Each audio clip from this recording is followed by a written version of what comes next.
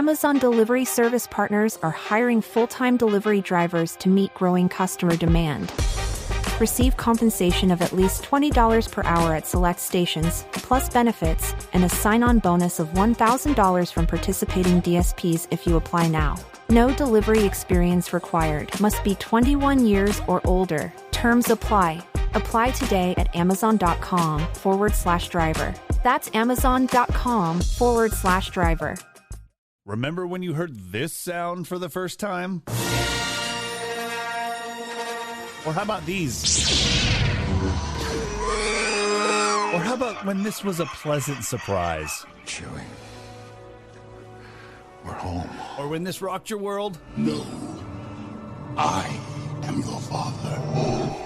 Hold on to your helmets because we're about to hit light speed. This is R2 Details. Boba Fett. It finally started, and it showed him how he escaped from the Sarlacc. What a great opening, like, let's call it 15 minutes of establishing the character, establishing the background of how the character got there, and bringing you up to date into the modern world. It was absolutely, like, if you're taking a class on screenwriting and filmmaking on how to start off, I think this is literally a masterclass, because think of they used flashbacks. Yep. They used you see him in this tank. He's wearing scuba gear, and you're like, what is he at one of those things at the mall where you get the water massage? Like, what's going on here, Mr. Fett? And you come to realize that, it's like this healing tank or whatever, but you see immediately the Sarlacc pit. Yes. And which is so great, because you're immediately tied into, oh my God, this is from the original trilogy. They're tying it right into it, right from the get-go. And you don't even just see the Sarlacc pit. You see Jabba's party barge crashed, dilapidated, deteriorating because that just got blown up. You see another stormtrooper who, by the way, in the movie gets tossed in. I think not by Luke. He gets tossed in by, I'm trying to remember. So someone tosses him in, kicks him in. Yeah. He falls in the Sarlacc pit full, and he does the what they call the Wilhelm scream, which is a famous scream in movie history. Which that one. Yeah. So they use the Wilhelm scream when that guy goes in. And what's great is, as Boba Fett's trying to get out, he needs oxygen. He kind of crawls inside of the Sarlacc's stomach over to the stormtrooper to get the thing. And I even went online and looked at the images, and I wanted to see it was it the same stormtrooper, and it was. They had the same markings, same helmet, same everything. It did. It was very detailed. Super well done. Loved that aspect of it. See, now that's where I think that Han Solo went wrong. I think there was so much like set on the parsecs of the Kessel Run. Nobody really knew what it was. But I think that they could have, if they started the movie off where that Kessel Run was like prominent and that kind of made it, I think that would have been a better start, just like this for Boba Fett. But honestly, that was dope. Him escaping the Sarlacc pit, him burning the shit out of the Sarlacc, which was quite cool. And by the way, the first, I'm trying to remember, because how long was the show? Was it like 40? The first one was like 40 minutes. The second one was like 50. And I haven't seen it. By the way, haven't seen the second one. We're only talking about episode number 1. Oh, damn it. Okay. So you're gonna have to limit it, because you told me last night, we had just come back from vacation the day before. So yesterday was literally my first day. Let me pull up the first one so I can make sure I don't spoil it. And you literally are like, you've got to watch this. The wife and I literally had an event to do. We go out and we do the event, and I come home. I'm like, I gotta watch this because I want to talk to Chris about it. So I've only watched episode 1. We're watching episode 1 again tonight with the girls, and watching 2. So I will be caught up as of tonight. But that being said, well, it takes you back. It takes you back to the cantina. It takes you back to the little blue elephant-looking piano type playing guy is in there, and it just ties it all back to a lot of the nostalgia that you get from Return of the Jedi. Nostalgia was really well done. It wasn't overly done on the nostalgia, but it was just enough to tie you into the story. But look, I want to talk about that first 20 minutes of the show, maybe 15. Yeah, almost virtually completely silent, except for sound effects, right? There's no talking basically, because you're dealing with the oh shit, I'm drawing a blank on the names. People? The Tusken Raiders. The Tusken Raiders. Yep. You're dealing with Tusken Raiders. You're dealing with the not slavers. What's the bounty hunters? The scrappers. The guys who come along. The Jawas. The Jawas. The Jawas. Yeah. Yeah. You're dealing with the Jawas who are silent. You're dealing with the Tusken Raiders who just make squeaking noises. You're dealing with Boba Fett who chooses basically to just not talk most of the time. You're dealing with him in the Sarlacc pit. Like literally, you know what it reminded me of? It reminded me of the movie Castaway. Do you remember how in the movie Castaway, there's literally, I mean, it's like 30 minutes goes by where not one word is spoken of dialogue. But here's what's great about how they did it. They pretty much didn't have any dialogue in that first episode and the first half. And yet they conveyed every bit of information that you needed. You see the torture basically that Boba Fett has to go through. And it makes you wonder why he just didn't go back and just murder those Tusken Raiders. Yes. And you will see how all that plays out. I'm trying not to spoil anything. Oh, and I figured that's going to come back. Yeah, I kind of figured. But there's literally 40 minutes. 30 minutes in the second episode that nobody talks. It's just a little bit of and then a couple lasers, a couple blasters being fired and some Tusken Raiders screaming. And then, as we saw in Mandalorian, the Tusken Raiders do know sign language. So that plays a little bit into it all. So I think that it's showing the Sarlacc pit obviously was super fan servicing, definitely on point. I'm trying to think. I think that the fight scene was pretty dope. And he's doing it while like kind of messed up, right? Like any fight scene he's doing, like he's still kind of like all broken. He's a broken man, really, from being in the Sarlacc pit and then being tortured by the Tuskens. Marched across. By the way, all of the things in that entire first episode, I could have done and endured. I could fight. I'll scrap for my life. I'll fight my way out of a Sarlacc pit. I'll do all of that. But you asked me to walk like 10 miles through the desert or something like that. Like done. I am OUT out. Like don't. Yeah, no. If you watched the show, The Survivalist that we were on with my family on BYU TV, you could check it out now, all streaming. Episode whatever it was. I think it was episode 6. Whatever. First season. We had to wait because they were filming 2 episodes at a time. We had to wait until the first episode left. So we didn't actually like leave where we were standing to start our hike until like 1:00 in the afternoon. And it wasn't like it was shaded. There were a couple of easy ups, but we were standing in the sun the whole damn time. So if you watch me throwing up there after the first few minutes, that's because I was standing in the sun for 4 hours before I actually started walking. So I do have somewhat of an excuse. Yeah. Okay. But anyway, yes, walking in the sun sucks. The desert, the characters, they all look so real and dope. I mean, okay,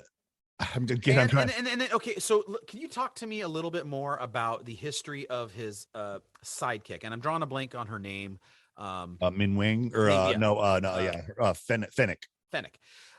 Give me a little bit of what you know about that character. The character kind of tie it all in. Showed up in, I believe, the Clone Wars was the original where she showed up as a bounty hunter, just a bounty hunter. Yeah. And then she came back in Mandalorian as a live character, and then she died. She got killed by Mando, and Boba Fett found her and semi-rebuilt her, partially robotic.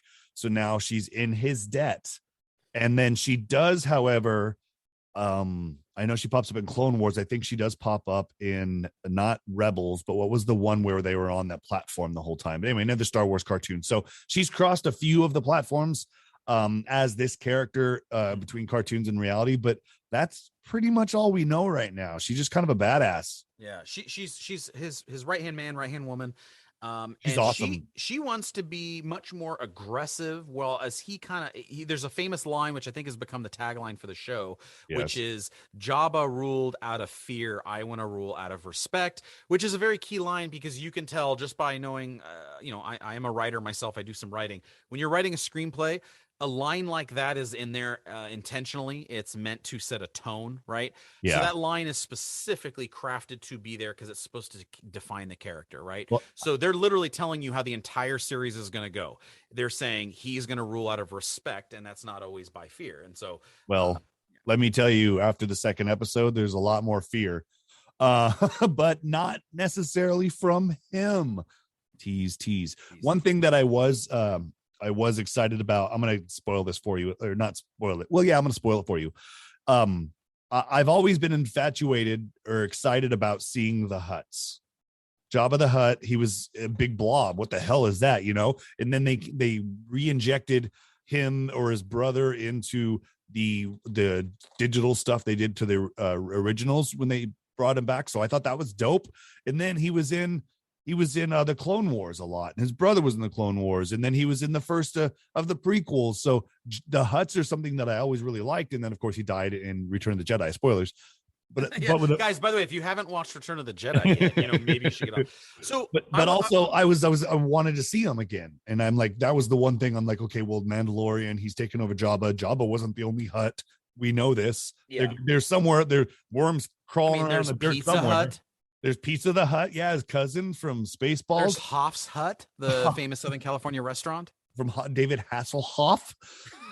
No, but they do show up in the next episode. Yes, and I'm actually looking forward to that too. I heard about that. I want to talk a little bit about my favorite scene in the entire episode, which is where he's sitting. Speaking of Jabba the Hutt, this is called a segue, people. Speaking of Jabba the Hutt, when he's sitting on Jabba's throne, and he's the new leader of, I guess you'll call it, like, I don't want to call it a gang. It's more like a mafioso. Like how the mafia would roll over a town, right? Like, what do they call him? Like it was like some made up word, like the Dragoba or something like that. Yeah, right? Something like that. Exactly. Yeah. Okay. That scene where people are coming in to pay him tribute. And how the one guy comes in and he's just pretty much the most like disrespectful like guy ever. And Fennec was like, let's literally kill him. I will murder him right now. And Boba's like, no, hold on, we'll handle this a different way. Or that was the mayor's guy, right? Right. Yeah. No, he's kind of gives him a big middle finger in there. Yeah, totally. It was very disrespectful. Like I'm even sitting there going like, yeah, I would have killed the guy. Like just. Or you chop off his head and you send his head back to them and say, try better next time. Or, I would have. I'm not a violent man, but even I was sitting there going, okay, Boba, you're getting punked here. Like this guy's making you look like a clown. Totally. But it just, once again, kind of goes to Boba has to now make the decision of how to be this leader and who does he want to be. And, it's challenging when you're taking over because everyone's going to test you, right? Like you get to the prison yard, the guys are going to pick a fight with you because they got to see how tough you are. And that seems like kind of what was going on, which I found really interesting, really well written, because the character who was playing that, like, played that kind of like dismissive asshole character really well. Yeah, he shows up in the second episode too. But did you ever watch The Bad Batch? Only the first 2 episodes. Okay, well, The Bad Batch, when they were doing their thing in their timeline, they're actually the people that had to deliver the Rancor to Jabba the Hutt in one of the episodes as their cargo, and it was a baby Rancor. It was only like 4 foot tall at that time, but that tied into Return of the Jedi and everything. I thought that was pretty cool because obviously the Rancor pit's still there, Yeah. But I don't know if there's a Rancor or not. So it's dope. I love it. I didn't know because I guess I don't know how I didn't know this, but Robert Rodriguez was the director of the first episode or the second one? The first one. Look, yeah, he was the director of the first episode. Yeah, totally didn't know that. I mean, I knew the Jon Favreau connection. I knew it was written by him, and I knew it was like produced by him, and this is kind of his baby along with the Mandalorian stuff. But to get Robert Rodriguez to do that kind of opening one, I mean, I don't know if he's going to be a reoccurring director or if they just assign different directors to different episodes. I'm looking right now. It's only shows the directors. Oh no, it shows them for like Bryce Dallas Howard does chapter 4. She's awesome. And then it's just the same people that kind of went through the Mandalorian that are directing right now. So I'm guessing like Filoni will be doing one and Favreau might even actually do one. Who knows? Yeah, super cool. They've created this great, and credit to Favreau and his team, but they've done a really good job between The Mandalorian and this of creating, not only, by the way, in my opinion, renewed interest in the Star Wars franchise, because while I very much was on board for Force Awakens, and I was loved all of the, the Rogue Ones. Listen, I'm a sucker for it. I'll watch every damn one of them. Yeah. But I think excitement was fading. I think it was kind of just true fans that were going to go see it. I don't know if it can pull Marvel numbers necessarily, but what The Mandalorian did was show you that here's some side story stuff that can be extremely well done. And we can create a whole world that's a very believable world that fans will recognize and accept the theories and the structure of these worlds. Mhm. And they do just the right amount of fan servicing. I think they've done an excellent job of, we're putting just enough in there to keep all the nerds happy, but we're advancing this as its own story. And so with Mandalorian and Boba Fett, so far anyways, I think they've definitely knocked out of the park. And this goes into one of the shows that, even though my daughter hasn't seen it yet, I guarantee you, because she's so excited to see it, this will be one of those family watch shows, which there's only a handful of those for us. The Simpsons, I think we still watch Bob's Burgers like that way. We literally only have a handful of shows that are like, okay, everybody, we won't watch this unless the entire family's sitting around to watch it. And I think the Boba Fett's going to fit into that realm because they've done a good job. And that's got to be credit to Favreau.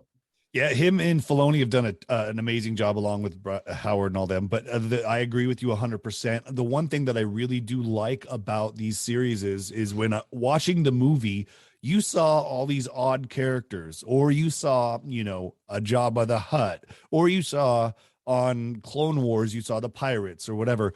It's bringing all of them into a real world, for one, if they came from a cartoon, but two, you get to see more of them. You get to learn more of their backstory, and they're just not like a character that's like sitting in a scene where you're like, wow, that person's dope. Who is it? You know what I mean? So I love that they expand on the characters that were just background from the movies. Yeah. I just love that. Yeah. Super, super great. And really well done job. And I'm glad that Jon Favreau is to the point now where he's kind of really established himself as a pretty powerful player in not only this universe, but because then you start factoring in his role as Happy. Yep. In the Marvel universe. He helped with that too. He's directed and wrote some of that stuff too. His Iron Man stuff. I mean, like, he really has dipped his toe into these waters and shown that he's one of the ones who can do it really well. And he makes me cry when I watch him in Rudy. That's right. And that's Boba Fett. That's Boba Fett. I don't know what to expect in the second one. I can't wait to watch it. I'm sure we'll talk about this again. But for the most part, I couldn't give it more of a thumbs up. It was super enjoyable. It was something that the wife watched with me and she loved it. I know my kids are going to like it. And so I think it's definitely gets, the high Rotten Tomato score. By the way, what is, I'm curious, and I'll look it up here too. What do you think the Rotten Tomatoes is? Let's play a game here. One score game. What do you think the score is on Rotten Tomatoes? And I haven't looked yet, I promise. I'll look it up after we say it. On Boba Fett? Yeah, on Boba Fett. Okay, hold on. Oh, hooray for Hollywood. It's really got me. Hooray, hooray, hooray, hooray for Hollywood. Okay, this will be the quickest one ever. A one-shot Book of Boba Fett guess. Episode 1. Well, or just overall. They'll rate the entire series. Obviously, it'll be updated as the series goes on. But what do you think the score is right now? I'd say 94.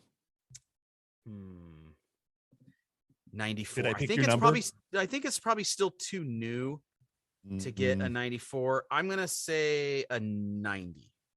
All right. There you go. Okay. Okay. Now, is it audience score or no, critic score? Critic score. Okay. Okay, I looked it up. Book of Boba Fett is currently at an 87. Hey, what'd you pick? Look. Yeah, good job. What'd you get? I had a 90. You picked 90? Yeah, so I was 3 points off. Asshole. There you go. Price is right at me. Price is right at you. By the way, so that's all. Do you have anything else on Boba Fett? That's about it. I love that show. I'm going to keep watching it until I die. May the Force be with you. May the Force be with you. May the Force be with you. Anakin, may the Force be with you. May the Force be with you, Master. May the Force be with you both. May the Force be with you, Master. May the Force be with you. May the Force be with you. May the Force be with you. May the Force be with you. May the Force be with you. May the Force be with you. May the Force be with us all. This is funner. Okay, round 2. Name something that's not boring. A laundry? Ooh, a book club. Computer solitaire, huh? Ah, sorry, we were looking for Chumba Casino. That's right. ChumbaCasino.com has over 100 casino-style games. Join today and play for free for your chance to redeem some serious prizes. ChumbaCasino.com. No purchase necessary. Void where prohibited by law. 18 plus terms and conditions apply. See website for details. Judy was boring. Hello. Then Judy discovered ChumbaCasino.com. It's my little escape. Now Judy's the life of the party. Oh, baby, mama's bringing home the bacon. Whoa, take it easy, Judy. The Chumba life is for everybody. So go to ChumbaCasino.com and play over 100 casino-style games. Join today and play for free for your chance to redeem some serious prizes. ChumbaCasino.com. No purchase necessary. Void where prohibited by law. 18 plus terms and conditions apply. See website for details.